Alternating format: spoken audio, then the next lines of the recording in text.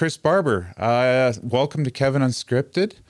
And I want to just kind of get right into the meat of it and give a lot of people who, in the off chance, don't know who you are, a little bit of an idea of who you are. And obviously the topic of conversation here for today. Today, Chris Barber, we have the honor of welcoming as an influential guest on Kevin Unscripted. Chris Barber is a long-haul truck driver who often is accompanied by his sidekick Skippy on his journeys, and Chris is the owner-operator of CB Trucking from Swift Current, Saskatchewan. He's also married and a father of two. Chris rose to prominence as one of the organizers of the Canadian Freedom Convoy 2022 protest, which opposed vaccine mandates and government overreach. Alongside key members like Brigitte Belton, Tamara Lich, Pat King, James Bauder, and former RCMP intelligence officer Daniel Bulford, Chris played a role in a movement that generated global attention. In February 2022, Chris was arrested near Parliament Hill and released on bail the following day. Prime Minister Justin Trudeau invoked the Emergency Act in response to the convoy, a decision that sparked debate over its appropriateness and implications for civil liberties. Chris later testified in a Public Order Emergency Act inquiry, which concluded in February 2023 in a 273-page overview that the government's use of the act was appropriate despite pointing out failure in the police response. The response to the convoy and the government's handling of the pandemic has continued to draw criticism and spark discussions on a national and international level. Opposition figures like Conservative leader Pierre Poilievre, provincial leaders such as Daniel Smith, Canadian Charter of Rights and Freedoms signature Brian Peckford, distinguished doctors, and even international politicians like German politician and member of European Parliament Christine Anderson have contributed to the ongoing debate.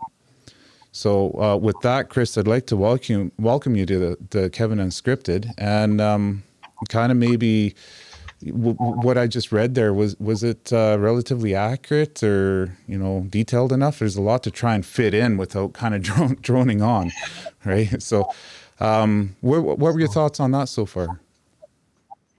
Well, no, I've got to be super careful because of the conditions that I have upon my bail. I have to be careful not to support the convoy remaining in the city of Ottawa or moving anywhere else. I'd like to get that right out of the bat. I can speak and I can be on social media despite some of the people thinking different, I guess. I just have to be careful how I mention the words and all that. But yes, I drove a truck over 3,000 kilometers last year, and would have been really nice to have a conversation with our sitting Prime Minister, but of course he didn't have the balls to do that, and things went progressively worse from there. So having an open dialogue with your sitting members of Parliament is a very good thing in a democracy, right? Which is something we've been lacking the last little while. Well, absolutely. You're kind of cutting in and out there, and I think it's on my end because I'm on the famous Elon Musk Starlink system. And I'm telling you, it's amazing, but it's not a direct plug-in. And so sometimes there's lags. So my apologies. I don't know how I look on your end. But to kind of speak to what you're good here. Oh, perfect. But to respond to what you had said there, it seems like I think that was one of the frustrations that led to the convoy to begin with anyways, was when there was, efforts in trying to reach out into different government officials, whether they were civil, provincial, or federal. The response was much like what you had just outlined there. And I think that led to, growing frustrations that led to the beginning of the convoy. And I think obviously sparked something that grew into a whole lot more than what a lot of people were expecting. Is that true? Like at the beginning, what was, from your perspective, some of the reasoning to put on such an effort and travel across to Ottawa like you did? I think with the beginning of the pandemic, I was just like every other Canadian. I was nervous or scared, and the fear porn was bad. The government laid it on us pretty thick, right? Go home, shut your doors, shut your businesses, don't go see grandma, let grandma die in a nursing home.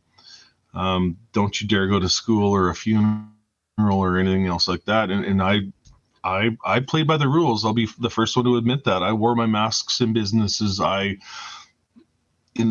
first step for me was when the COVID vaccine passport came in October 1st of 2021 in Saskatchewan, when Scott Moe mandated that COVID passport. And we go back to those days and we realize that Justin Trudeau pushed that upon our premiers. He pushed that on our premiers, both Kenny and Moe, and they fell to that. That hurt. I didn't like that. Like we said before, in the trucking industry, I worked right through the pandemic. I was, we kept this country going when everybody was at home, other than, police officers, nurses, doctors, that sort of stuff. We all had our role.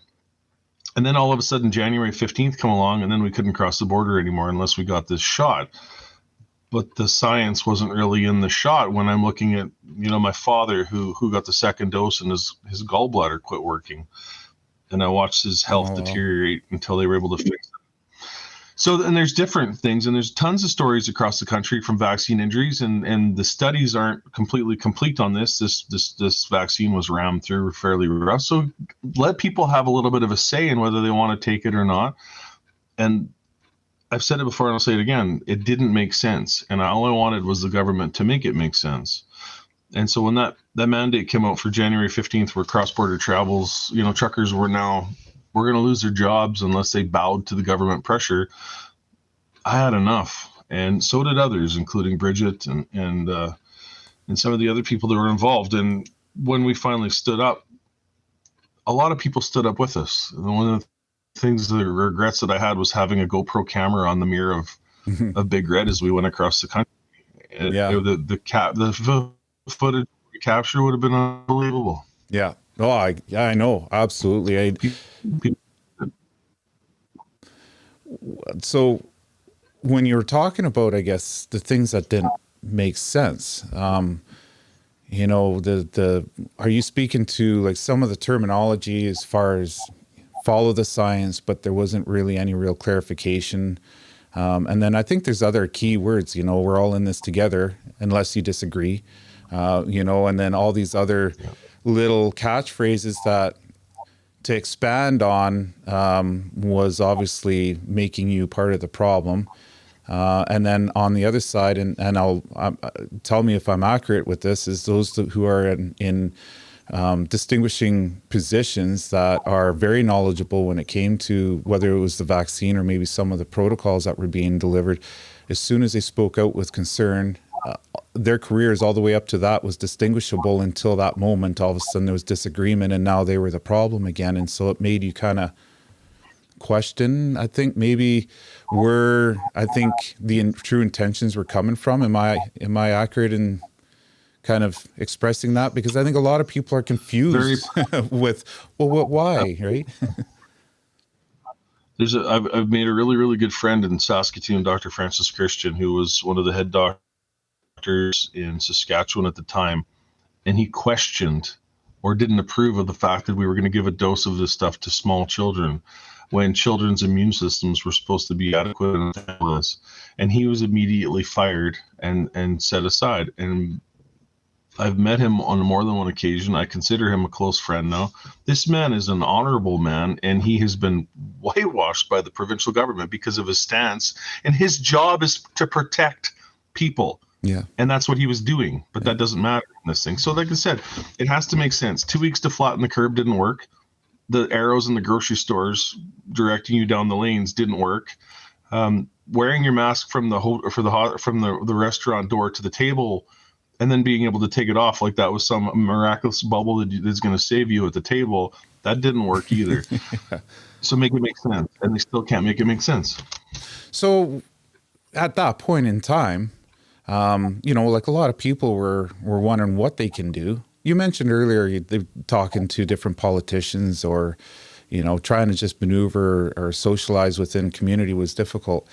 How did the idea of creating a convoy, what sparked that? What was the beginning stages of getting into a truck, and then traveling across Canada and starting, I guess, the whole convoy? How did that even start to come around and be something that went from an idea to the beginnings of it all? Well, Brigitte Belton was the one that reached out to me on social media. She was, as anybody knows that I'm vaccinated, I can cross the border legally back and forth without any issues. But Brigitte Belton and many of the people that I work with aren't vaccinated and we're at risk of losing their jobs crossing that border on a regular basis. I think tomorrow is the day when they actually, May 11th is when they lift the mandates. So it's been a long time. For what reasons they've kept it in place this long makes no sense to me. But I think between the Biden administration and Trudeau, they've definitely had some vendetta, some axes to grind or vendettas to try and get clean. Brigitte Belton reached out to me and asked about the idea of a slow roll, just doing some sort of a shutdown, a protest, a shutdown on our provincial capitals is what the plan was. And during a Zoom meeting, I think there was Pat King involved there, James Bauder, Brigitte. I don't think Tamara was involved in that one conversation. Tamara kind of came along afterwards. It was a matter of 2 weeks from the time that Tamara reached out to me with her information saying, "Hey, my name's Tamara Lich, and this is my specialties, what way I can help." It was 2 weeks from the time I spoke with her to the time I've met her in person when we headed east. So everything came together really, really fast and very organically, and it was amazing. So the organic part, I think, probably was contributing factors on a few different things. One, how it kind of grew, and then also, I guess, how in the moment you had to figure out, the best way to understand what was going on, control it to the best you could, and keep it in, I think, figure out a structure of what are the intentions, what are we trying to voice, and keep that narrative consistent from that point on forward, with obviously all these different variations and people involved. Like, how did you manage something like that, especially so quickly on the fly while you're traveling? Like, how did you manage that? Well, everything was on the fly. Everything was honestly on the fly. Nothing was really, everything came easy. So if as unscripted as it was, we knew what our job was, and safety was the primary concern. You remember there's upwards of 28, 30 miles of traffic behind you when you're traveling across the country in the dead of winter, in the dead of Ontario, which is one of the worst places to drive in the wintertime. Yeah. On Highway 11 or Highway 17 was the way that I went. So anybody familiar with Ontario like that knows 17 is a dangerous road in the wintertime up around the Great Lakes and Superior.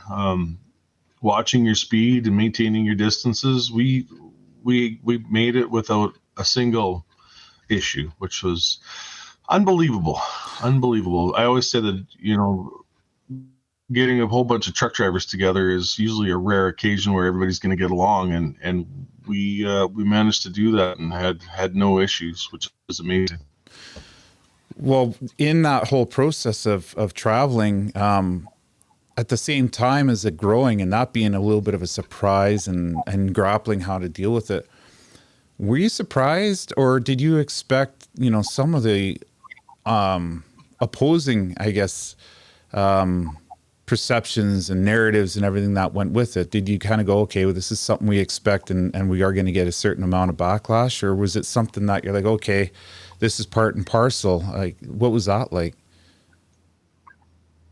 I think the only backlash that we really received, was from our sitting Prime Minister when he used the media, as a level of propaganda to demonize us and call us names and try and make people see a side of us that wasn't there. There was a great number of hardworking blue collar Canadians that came together and asked for a voice or an ear, at least, to be listened to. And in response to that, we got name calling and media propaganda. I mean, the CBC is literally a block away from Wellington, and they could walk there and see for themselves exactly what was going on, and yet they chose to come up with the worst of it. I was there the day that Terry Fox's statue was apparently. What did the media said? That it was a defamed defacing. It was like a defacing of the statue. And I think that was over just a flag that was hung off his back. Yeah.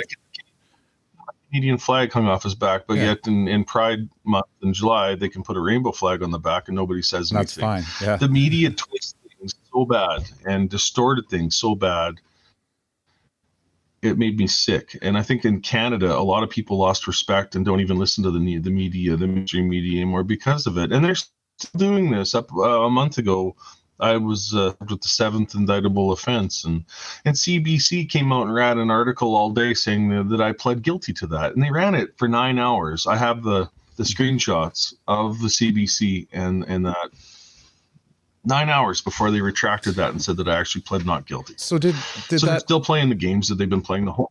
Oh, absolutely. You know, that's I think something that is fairly I want to say common knowledge, but I think wildly understood, at the very least. But with that, you know, sometimes you hear two sides of it, as far as, I guess, the fact that they did do that, as far as it being globally recognized as like, okay, good, it was recognized. More people seen it for what it was. So was it like almost like a love-hate thing where you're like, okay, I'm glad the true colors are somewhat being shown, but then at the end of the day, how do you, like, were you frustrated with the fact that that's what was actually happening, and feeding into some of the fears, you know, in the moment, especially, or concerns, I should say. I've had conversations. Well, fear. Yeah, well, that's what they did. They tried to instill that level of fear in this group of blue-collar Canadian workers that were standing up to government overreach. They tried to use that same fear that they've used for the last 3 years or 2 years with COVID, right? Just throw the false narrative out there and beat the public with it. And there's people out there, I know a lot of people that I was friends with before that think different about us now because of what the government said or what the media said. Are you surprised at how it's stuck in this country? I know what happens. Are you surprised at that though? Like how it's stuck? Like how people actually seen that and they bought into it as much as they did, or? Yeah, it's scary to see the amount of people that actually did buy into it. Anybody that was online that witnessed the live streaming events from Ottawa has a totally different picture of what actually happened compared to what CBC and CBC-CTV all did. They told a false narrative, and to some, they did get that point across to a lot of Canadians. A lot of Canadians believed that, unfortunately. I guess it's no big secret, as far as the fact that I spoke on this in previous episodes, that I had actually gone to Ottawa and been a part of the convoy and seen that firsthand. And that I asked that question just because I knew that was an element. You know, I think most people kind of have that perception, but when you see it happening, and you see a story or something kind of play out in front of you, and then and you're like, how is this going to get twisted? Like, that's got to be a wicked talent to kind of turn this into something negative. And then you see later on, you know, a clipping of how they did manipulate it. It hits a little bit closer to home, and you're like, wow. For me, I was like, this is probably where I thought at that moment that even though I knew it was frustrating and concerning, it was even more than what I had realized.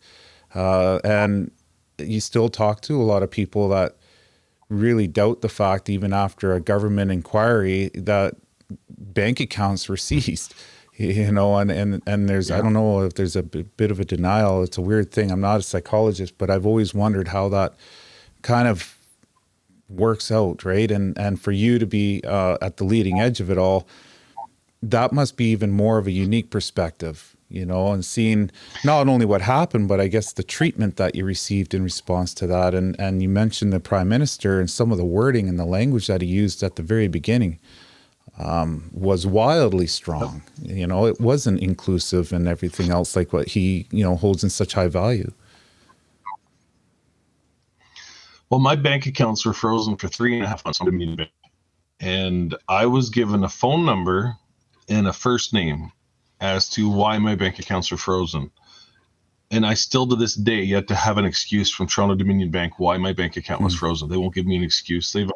unfroze them after 3.5 months after we had to get a lawyer involved and do a little bit of fighting in the courts. But 3.5 months, my personal bank accounts, my corporate bank accounts, and my joint bank account with my wife was frozen for the weekend and then unfrozen earlier in over the long weekend, I believe. And they were unfrozen fairly quickly after we were on our way home from Ottawa. But I believe the RCMP had something to do with that. I believe the RCMP made a comment, and I can't get any written proof of it from my banker. Just the fact that she said an email came through saying that it was wrong to have froze those accounts. So that was all. She won't give me a transcript of that for my. But that's there. So at least bank that accounts are frozen is something, right? It was written admission that they were frozen and it was wrong. No. So the whole. You mentioned in the inquiry, I watched some of it, especially yours, because I was curious, I was really curious about, the intentions and some of what was going on, and wanting to hear it from you in particular, instead of hearing it from a lot of other people on what your perception experiences were. And I think that's the value in you opening yourself up like you are now. But one of the things that you mentioned that I was really curious about is the convoy experience in itself, the good, the bad, and the wild, peaks and valleys in that changed you. And what was it? Do you know? Can you even put your finger on what changed and why? Like what happened in that process? I think I've been watching my country slowly decline for the last number of years and feeling more and more angry at the direction of the country and where government's been taking us, and lashing out online like I said before, I would purposely troll the left online by posting a meme that would fire somebody up so that I could spend the rest of the day fighting and hurling insults back and forth with that person on social media. And I did that for years. And now, it's funny, now 15, 60 months later, I can post a positive meme online and the left comes in they come at you now. Assaults me with but I enjoy the fight. I still enjoy the fight to this day. I just seen a difference in humanity. I seen a different side in the country. I found a voice, I guess, for where my anger was previously.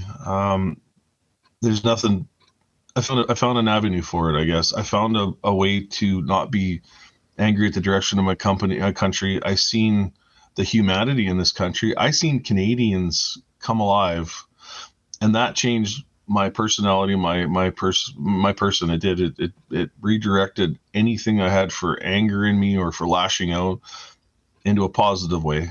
I mean, don't get me wrong, I still get irritated and I still love the fight with the left online. I just do it a different way now. I don't do it in a disrespectful way, in a hurtful way. I play it back on them now, I guess, in a positive nature. I will pick apart their nasty comments and criticize that in a different way. So, yeah, I don't think anybody grew as much as I did throughout that. I can honestly say that, yeah, there was an old Chris Barber that there's definitely not here anymore. So I guess the intentions and the reasoning for starting the convoy is still true even afterwards. It was just your approach and how you dealt with it. It sounds to me like the fact that you mentioned trolling, and going after people is probably, this is where you need to really kind of correct me if I'm wrong here, but it was to try and get some of that frustration out of you and deal with it up front, because to deal with it any other way, just you didn't know how to or feel like it was effective. It was now you see that there's more of a value and less stress to try and have a different approach, and you have an idea on what that approach might look like, whereas before you really didn't. Is that right? I don't know exactly. Okay. Yeah. It's an avenue for, it's an avenue to direct that in a positive light more so than it would have been the negative light. Instead of lashing out at people for being angry at the direction of my country, now I found that voice and I can speak. And I've never thought of myself as like a public speaker, but I'm finding myself doing more and more speaking now at live events and that. And I still feel uncomfortable with it. I still feel like I'm just a truck driver from Saskatchewan, and that's probably where I'm best seated. But it furthers the people. There's still a lot of guys out there right now that stood with me that are facing criminal charges to this point, and for anyone to go quiet right now is not an option. We need to get through this together, as far as I'm concerned. It looks like my camera just froze there, so give me 1 sec. Just got to see why. This darn... I'm the one out in the country here with... I'm in the country. At Elon Musk is Starlink I rave about, and then it pulls stuff like this, and I'm telling you, it takes the professionalism right out of it. Talk about amateur. At least you can hear me. I can hear you fine, yeah.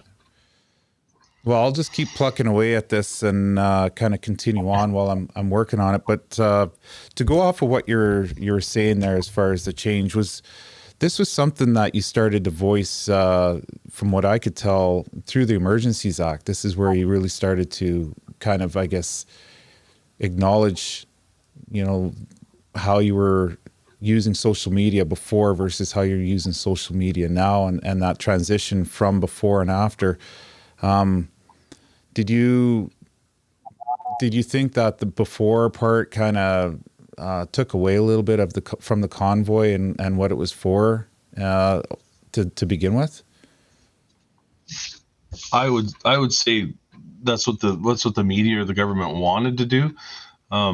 Anything that took part during the convoy that had essentially nothing. The two weren't joined. I wasn't trolling on the internet or doing anything like that when we were on the ground in Ottawa or after that. I've been fairly, nothing of that was done while we were on the road. So you shouldn't be able to join the two, but people can, and they will, and they'll try and spread that narrative, right? So yeah, I'm a firm believer that you can't run from your past, so you might as well just acknowledge it, right? Absolutely. Absolutely. So I don't do anything now that would jeopardize that. So I'll keep going with what I'm doing and pushing the positive instead of the negative. I think my wife or my family and my friends have seen the change in me in the last number of months, and that's all that matters. So absolutely, the media, the government, they can keep doing what they're doing or try and slander and hurt all they can, but they're only just making themselves look stupider, to be honest.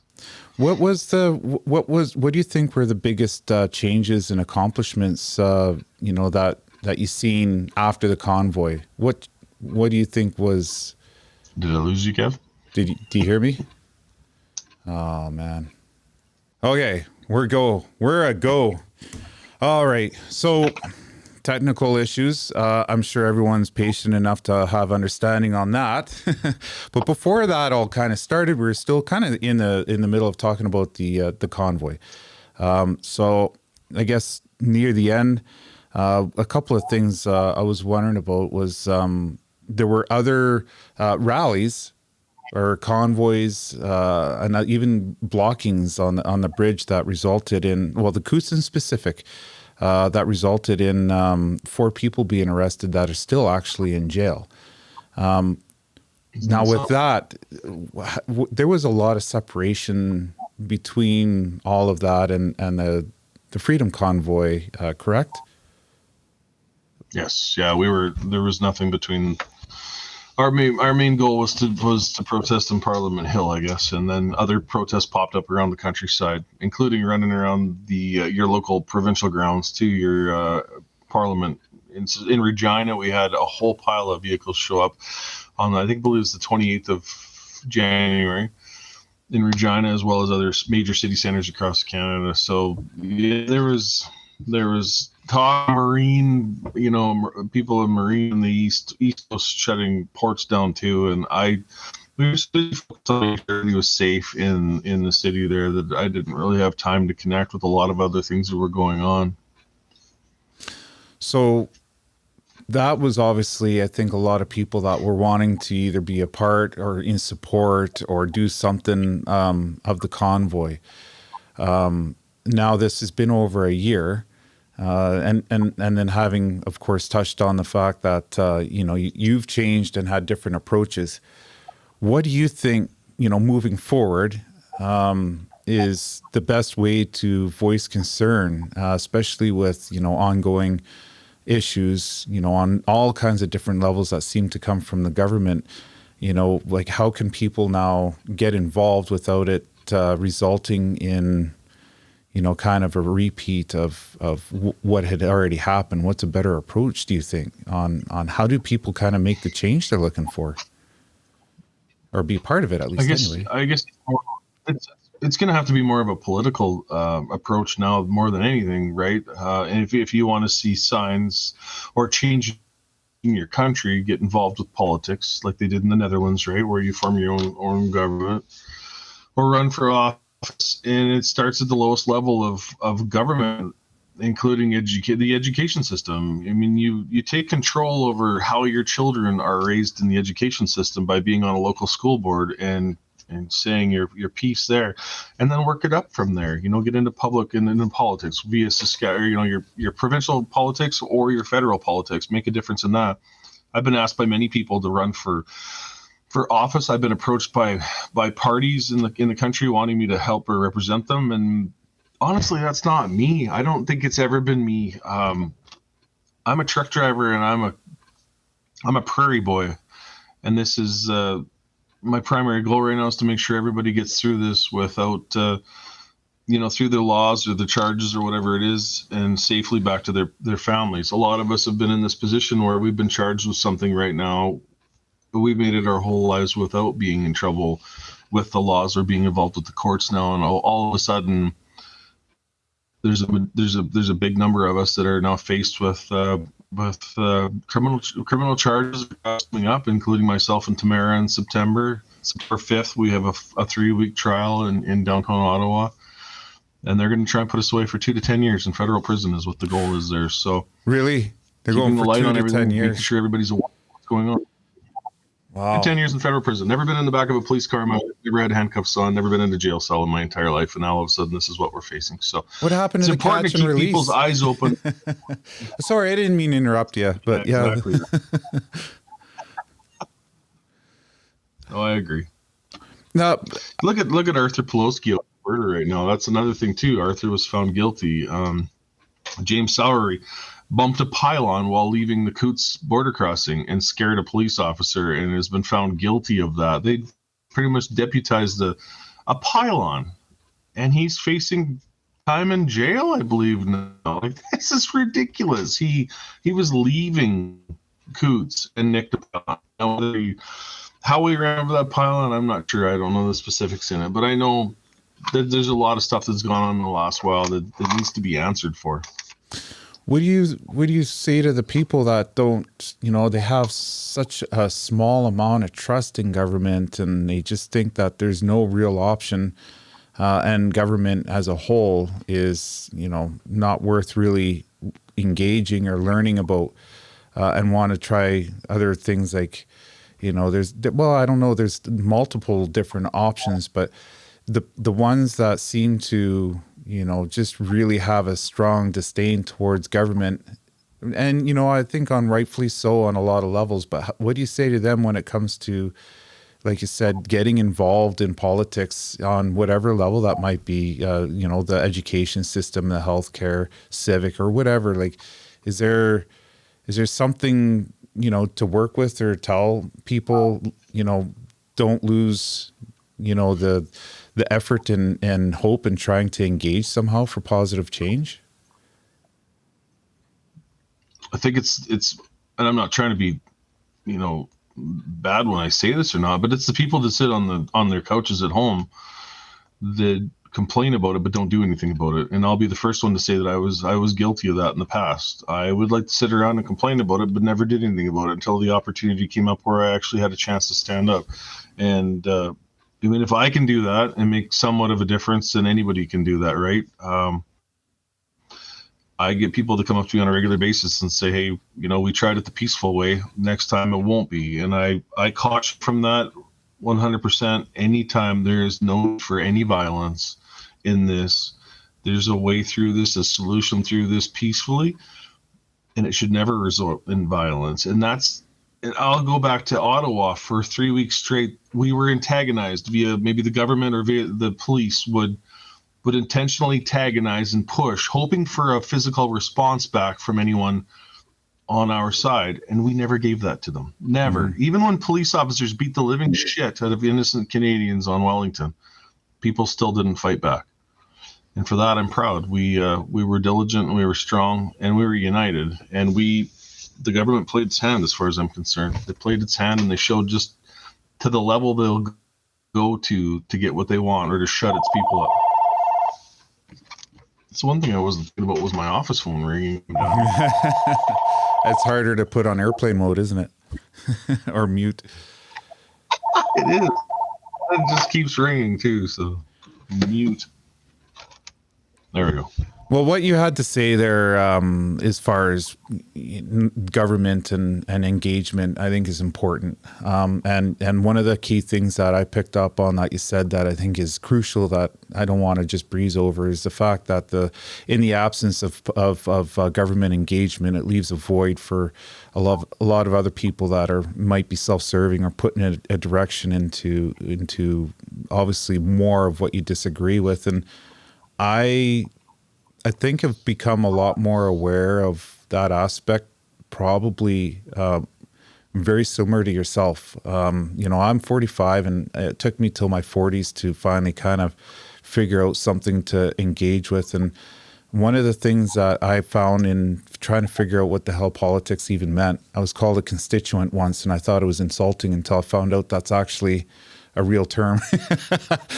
But, that speaks to the fact that I think that represents 90% of Canadians. And when they say voting doesn't matter, but then at the same time, everybody who's showing up to the meetings are the same faces, I don't think it's going to take a lot more people to get engaged to have a wild difference when only 10% of the eligible voting population are actually putting effort in, right? I mean, I didn't really realize that before, and I only mention that because of what you're saying, and I think there's a lot of value in that. And I think it's a bit of a slow process, but like anything, once you lean into something, it might not feel like it moved a lot, but if you look 2-3 years down the road, I think the directions change wildly, right? I mean, that's I think a more positive, long-lasting, I think, long-lasting change, and chalk this up to a learning curve on maybe people need to realize how valuable democracy really is, and we should get involved in it.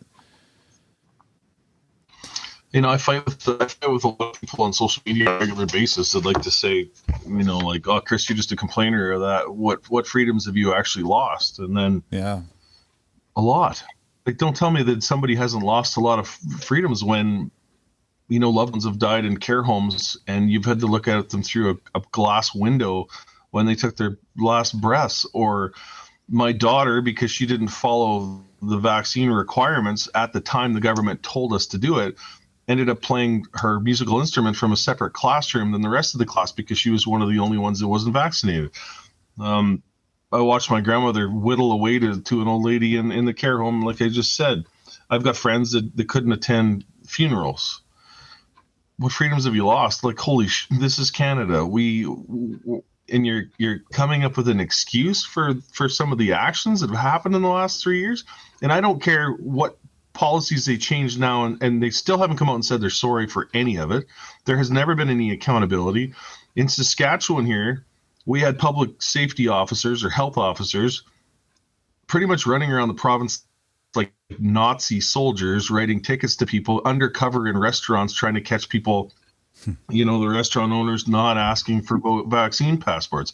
And they were proud of those tickets. Disgusting human being. That's embarrassing. You're a government employee. You're paid by our tax dollars, and you're running around this province acting like a bloody... Yeah, I was sick into my stomach. One lady in Saskatoon, I singled her out on social media. I don't think I could find her anymore. Imagine that. Her name was Karen. Can you believe that? Fair enough.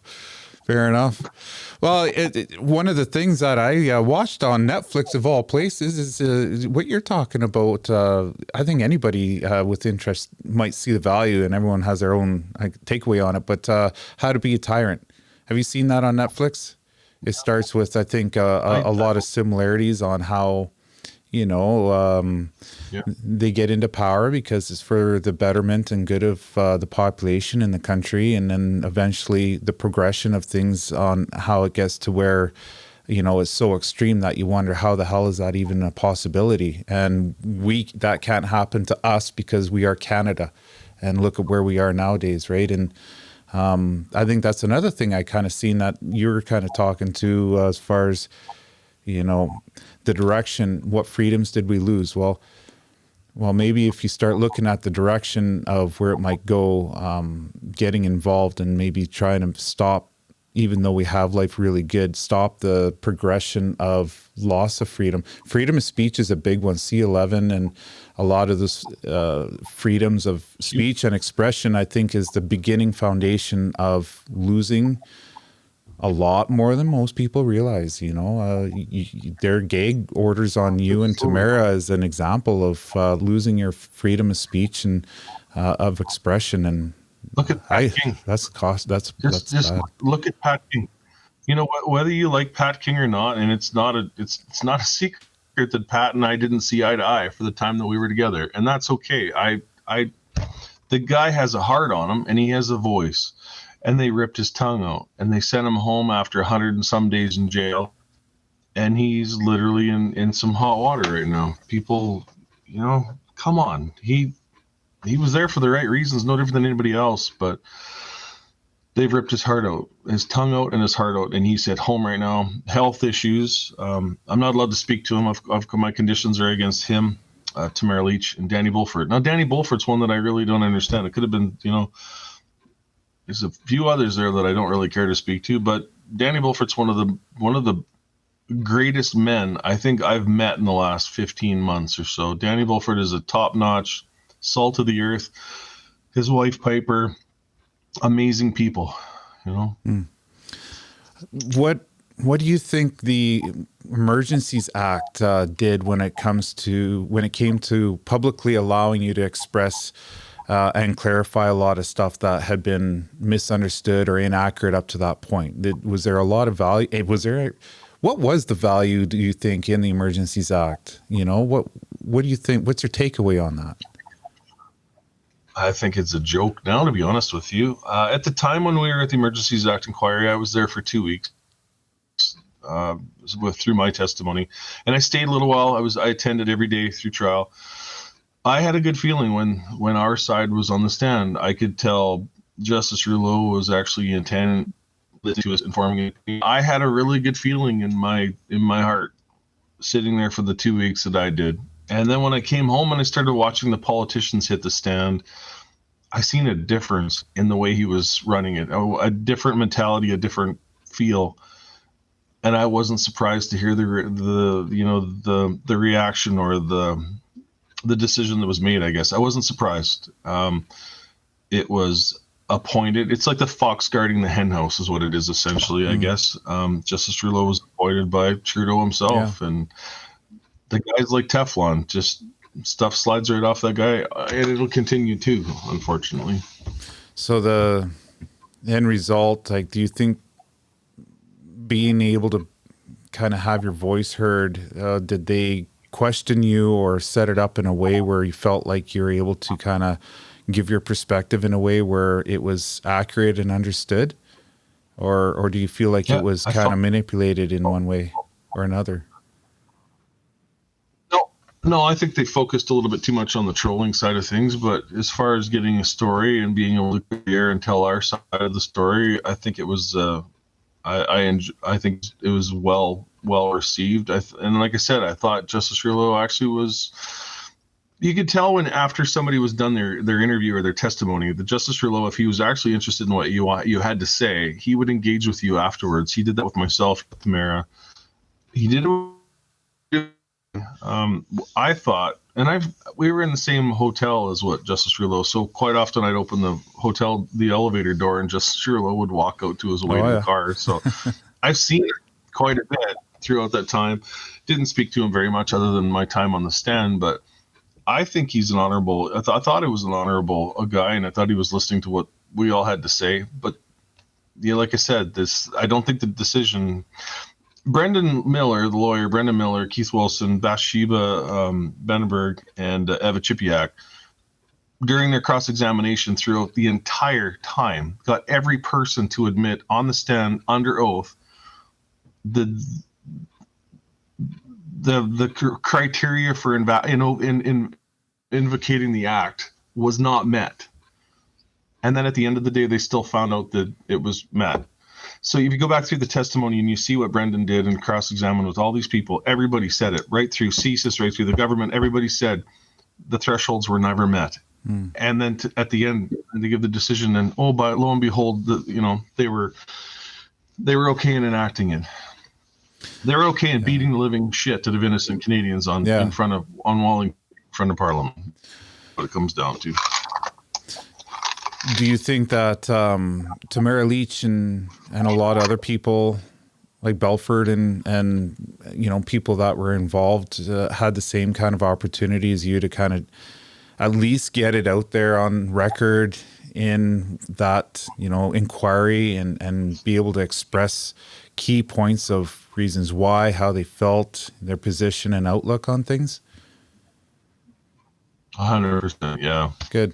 Yeah. We spoke with each other. We were able, because we had lawyers right there, we were able to spend quite a bit of time together and discuss things. And we all had the same mentality. We still have the same mentality. I spent a little bit of time with Tom Marazzo a couple of weeks ago in Ontario, and he's still fighting hard to get to keep his voice heard, and good on him. There's another guy that I have a lot of respect for. Tom Marazzo is one hell of a good guy. I'll maybe see him in a couple of weeks. I might have to, middle of June, I might have to go back out to Ontario for a couple of events out here. I've just kind of quiet, haven't really announced them yet, but it might be coming. You should probably see if you can put together all of this like in a form of a book or something, right? I mean, where I think there'd be value in trying to capture it. I get the podcast that you're part of right now is a lot of value, but it's not tangible. Like a book is something where you can put your own thoughts and words, take your time and lay that out. I think there'd be a lot of value to keep that in time, like over a long period of time, right? Without it being threatened. I had a friend of mine, Nicole Hunt from Northern Saskatchewan, commented last week, and she said, "Chris, when we're old, I want to be in the same nursing home as you, so I can sit and listen to the stories that you have to tell." Yeah. So I hope so.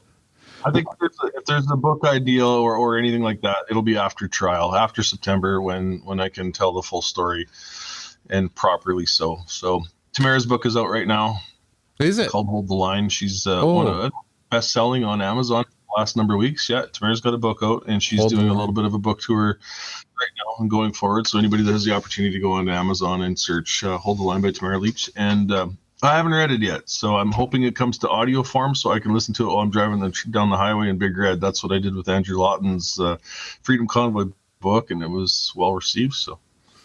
What about Christine Anderson and her tour up in last February? What would Christine Anderson do? I know you had met her. What was your whole impression and thoughts? And, what's your opinion of that? I mean, that's representing international awareness about what happened in Canada. So what was that like? Well, that was pretty powerful when she did what she did in the EU. I met Christine in Calgary. A couple months ago. I don't remember exact date of it. It was for Canadian Truth event there, and an amazing person. The one really striking thing I think I found out about Christine is she's as true and real person as she is on the screen. If she has something to say, she's going to say it. She's very blunt and very honest, and that is always something that I appreciate in everybody. At least you know where you stand with people like that. And quietly announced now, June 16th, June 17th in Hamilton, Christine Anderson will be back on Canadian soil to take part in a couple. So just coming out, actually. That's pretty cool. I didn't know about that, and that's only a month away. Well, just over a month away, like six weeks from the recording of today. Oh, that's awesome. So where does someone find out more information about that? Can you Google it and it pops up with a date? This year. So Trinity brought. I've got the piece here, but on my local Facebook page, and I'll be sharing things on my Facebook page It's going to be out there. Trinity Productions, it looks like. It's a children's health defense. They're bringing in Vera Sharva, who is a Holocaust survivor. There's going to be some sort of a premiere showing of a documentary that's coming out for her. Christine Anderson will be there for it too. So there is a dinner. There is a screening of this on the 16th and 17th of June. I guess we're gonna have to I don't have much details other than the little clip that I was sent via my phone here. So as soon as I get more information, we'll be putting that out on social media. I shared the article on my Facebook page already, but I've got privacy settings on Facebook, and I think you're only allowed 5,000 people on Facebook, and I'm at that line right now, and I think there's about 1,200 people sitting in the request aisle, and I apologize. I kind of treat Facebook as a nice, quiet place where I don't have to worry about fighting with trolls all day long, so I like my Facebook nice and quiet. As soon as somebody gets in there, they tend to try and cause a little bit of havoc. I'm not sure.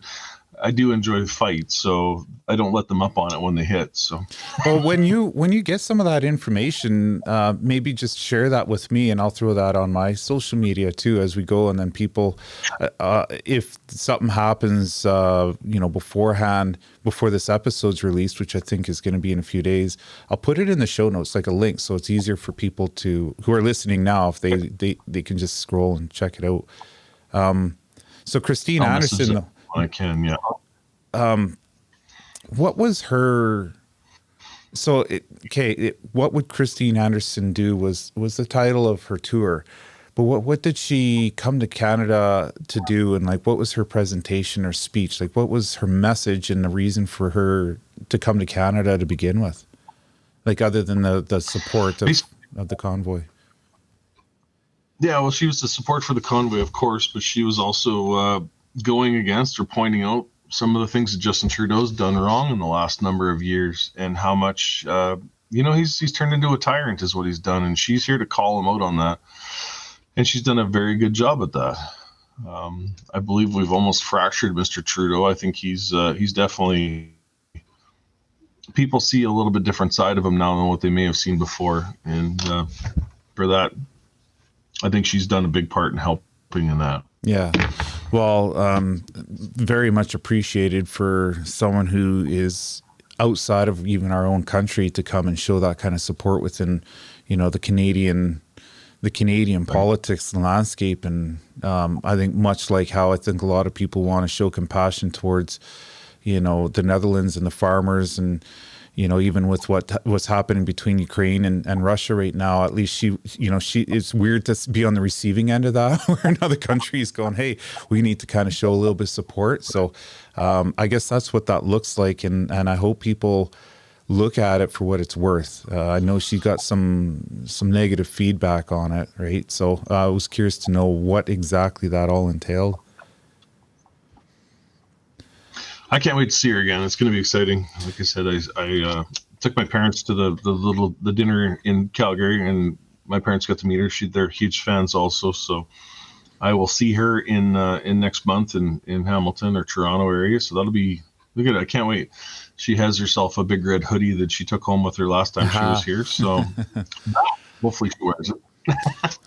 What about the Eagle Vision documentary called Unacceptable that's been going pretty much right across the country with Ben Hab and a bunch of other people that were a part of that documentary. Yeah, Joanne and Bern Buchert was another one, I think, that was traveling along with Ben.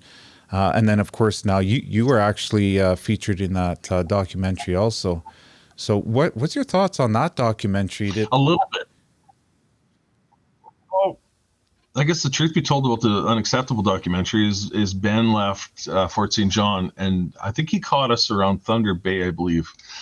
And things were so busy, he tried to seek me out for an interview or that during the convoy, and of course it just didn't work out. I was everywhere, and it was hard to get a hold of, and if I was running.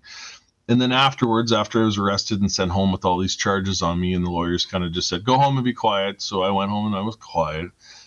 And Ben reached out a couple times to try and do another interview, and I kind of blew him off. So in a sense, it's a good thing, because then people in the documentary Unacceptable, it gives you the actual account of what transpired. It gives you I think there's three journalists in there, three ex-journalists in there: Judy Stinson, Rodney Palmer, and Bree. I can't remember what Bree's last name is.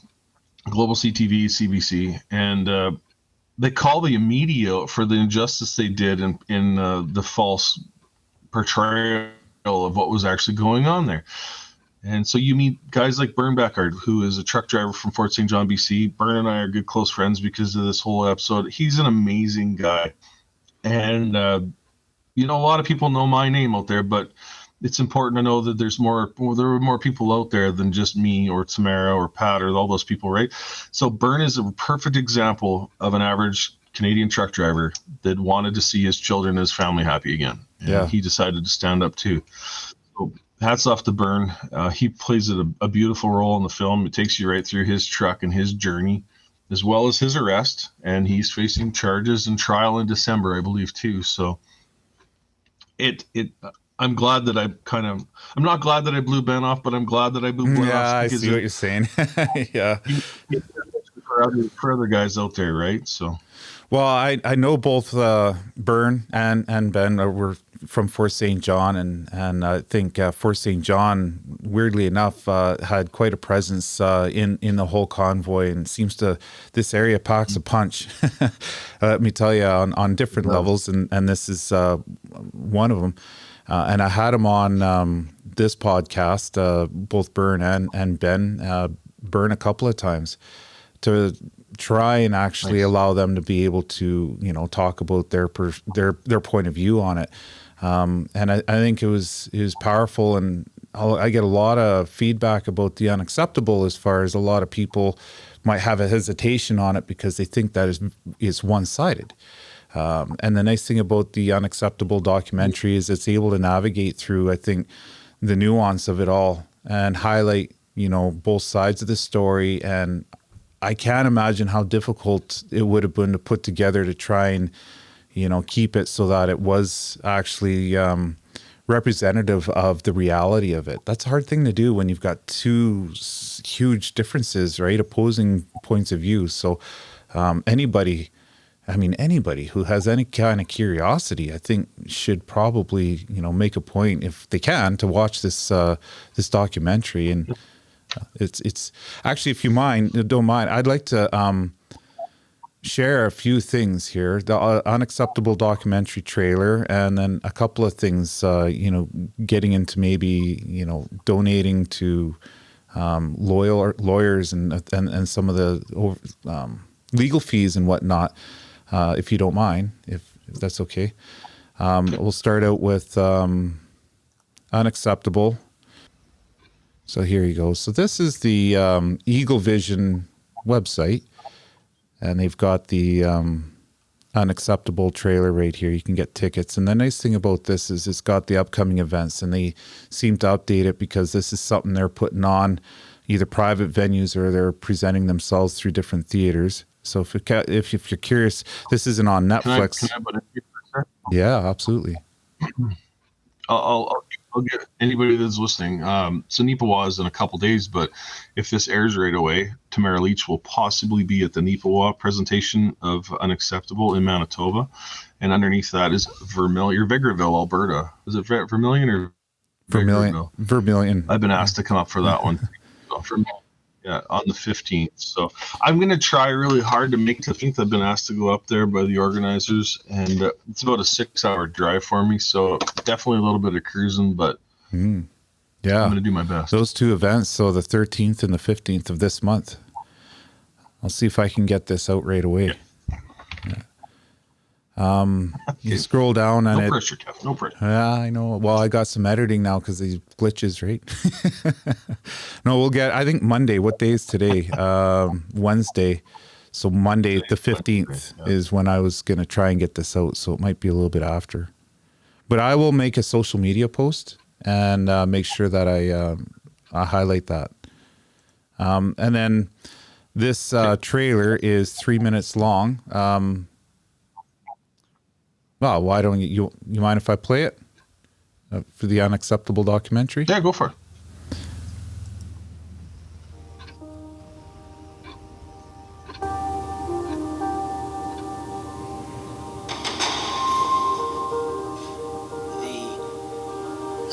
small fringe minority of people who are on their way, holding unacceptable views that they're expressing, do not represent the views of Canadians. Everybody. It's shocking. This is not about truckers exclusively. There's people from all political spectrums. People left, right, libertarian, it doesn't matter. There's people from all cultures. Everybody is fed up with the divisiveness.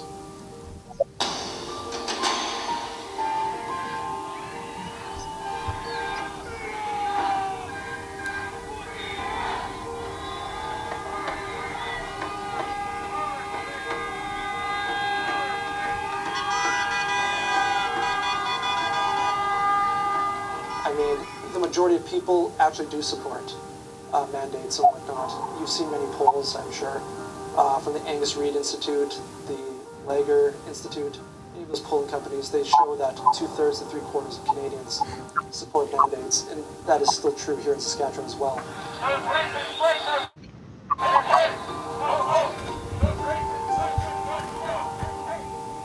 The standard that I worked to in Canadian journalism for 20 years was not being followed. It was as though they were Googling what was happening, although the CBC is one block. It's on Spark Street, the pedestrian mall, right next to the Parliament buildings. All they had to do was probably further to walk to their car than it was to walk to the protest. And they didn't seem to be there. Now, they may have been there, but they certainly weren't telling what was happening. And these protesters, certainly a hardcore group, not going anywhere. You can see them, they're shuffling, they're angry, they're shouting. Efforts to recreate the Ottawa convoy and its disruption are now underway here in Washington, in cities across the U.S., and right around the world. The federal government has invoked the Emergencies Act. The message had always been, remain peaceful, no matter what. The police were the aggressors, not the protesters.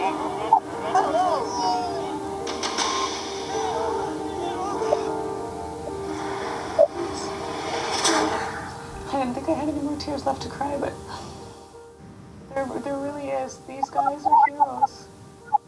They really are heroes.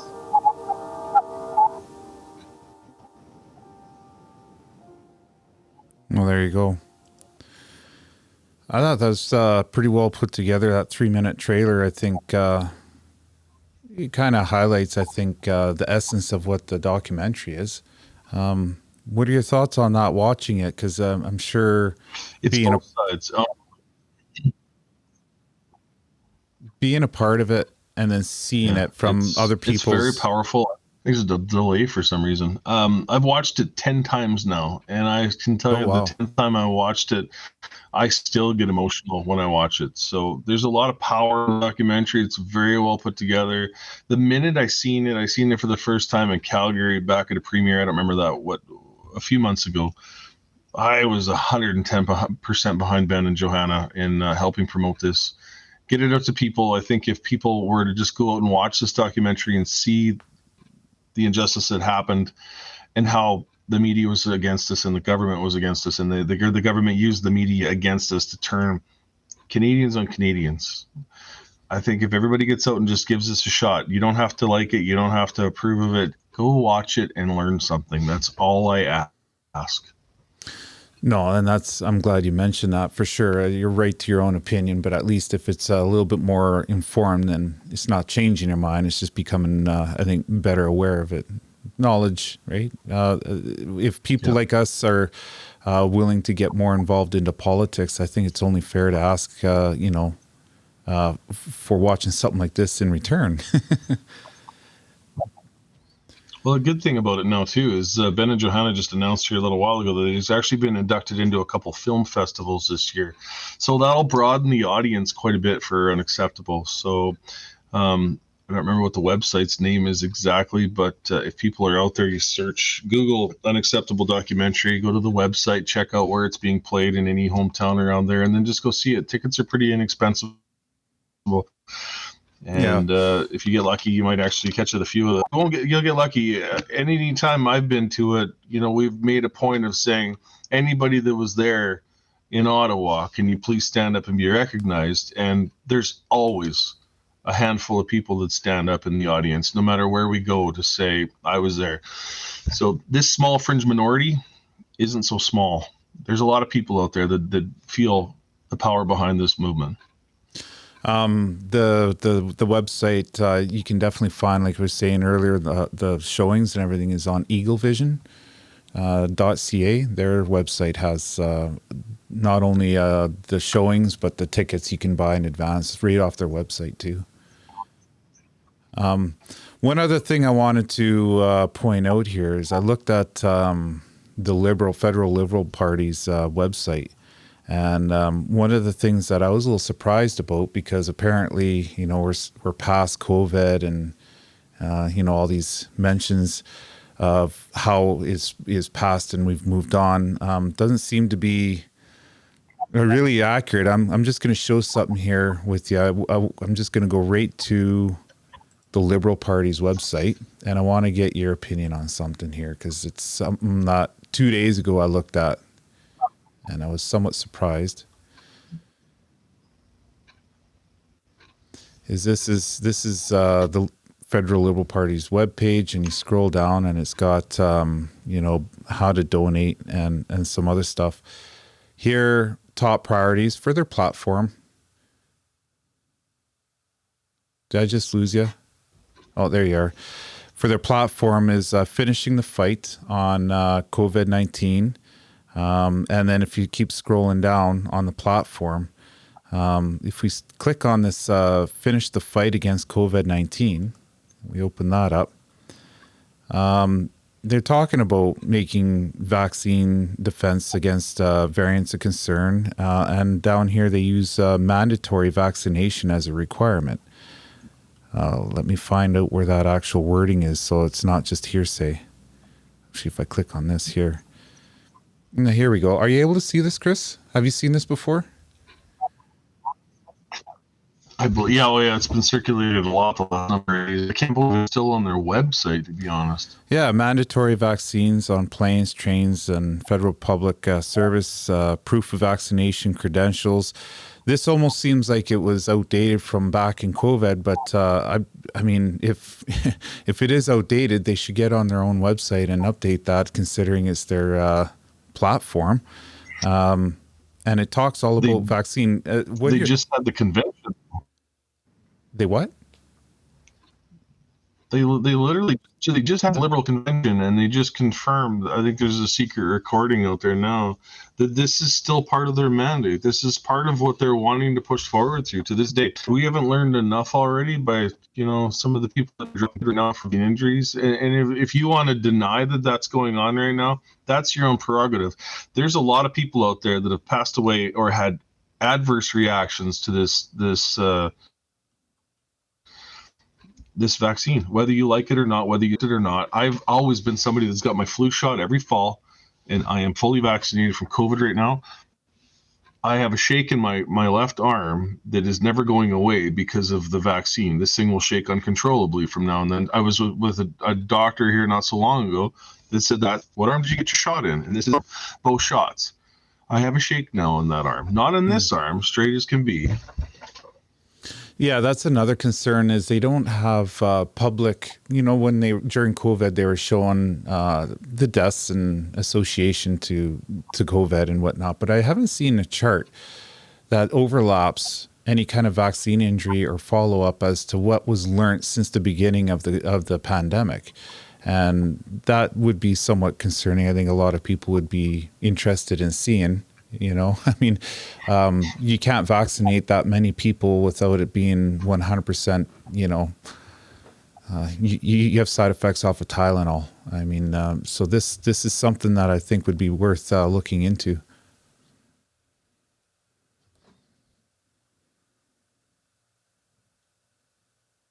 Aren't vaccinated right now. We lost a huge number of cross-border drivers in the last year because of his mandates. Yeah. Technical difficulties here. I'd love to keep going, but I think we're just losing some of the essence of this recording, and we've gotten quite a bit covered. But, to try and wrap it up and somewhat in closing, I sure would like an opportunity to be able to meet you in person. And if you're ever in the Fort St. John area, if I could have you, in the studio and we can really kind of sit down and, have a really good conversation without being at the mercy of what I thought before was amazing technology. I'd love to have you on. And kind of go over, some of the stuff that we've just talked about, but then even, moving forward, this is an evolving thing that keeps going. And I think one of the things I'd like to try and touch on, as we go, is what does it look like to get involved? We touched on, getting involved with government and all that kind of stuff, but that's always something that's a progression. And as you learn, one of the valuable things about conversation is figuring out how you kind of adjust and maneuver and what that involvement looks like as far as making sure that, it's not futile and we're not spinning our wheels, and it does stay positive. The convoy had a unity and a freedom core value to it, and I think that's important to try and stick with. I think it's still there. I think anybody in your local community can reach out to anyone via any Facebook groups or that, and find a local group of people that think the same way. I could tell people that we're heavily involved with this documentary coming across the provinces. In another week and a half or 2 weeks, I'll be driving out to Victoria, Vancouver Island, for the We Unify conference. I'll be one of the speakers there on the 3-day event, Friday, Saturday, and Sunday. Ben and Johanna Hab will be there, as well as lots of big names. Lots of people all across the prairies are flying in for this, and it's just part of the community. I'm going to be flying back out to Toronto, and will be honored at the George Jonas Freedom Awards, sponsored by the Justice Center for Constitutional Freedoms. And then from there, I'll go see Christine Anderson and her. There's a lot of stuff going on across the country, and it's just about making yourself aware of what's going on and when it's going on and taking part in it. Summer's coming. Like, we'll be running around the countryside, doing our thing here, making sure people keep the awareness running. We're always one step from full tyranny. The government could do this to us again at any moment. So be prepared for it when it happens. When it comes to helping out, I know you can't take, donations or funds yourself, but those who want to help out, where can they direct some of that support? Is there a website or somewhere people can get involved for trying to be a part of what's going on right now? I was told there's a couple different avenues from that. So the Justice Center for Constitutional Freedoms, run by John Carpay out of Calgary, and they're based all across this country, has a truckers tab on their website for JCCF Canada. If you Google JCCF, Justice Center for Constitutional Freedoms, and the donate button, there is a drop down box, and it says trucker donations or trucker legal fees, I guess is what it is. That money goes to help. I think there's about 60 drivers right now that are still facing criminal charges from Ottawa, as well as the $400 million lawsuit that's upon us. I don't remember how many people are on the side. My name's the first one on the list. Tamara's and other key organizers there that are being sued by lawyer Paul Champ via Zexi Lee, one of the citizens of Ottawa, a government employee. So the Justice Center is covering that too.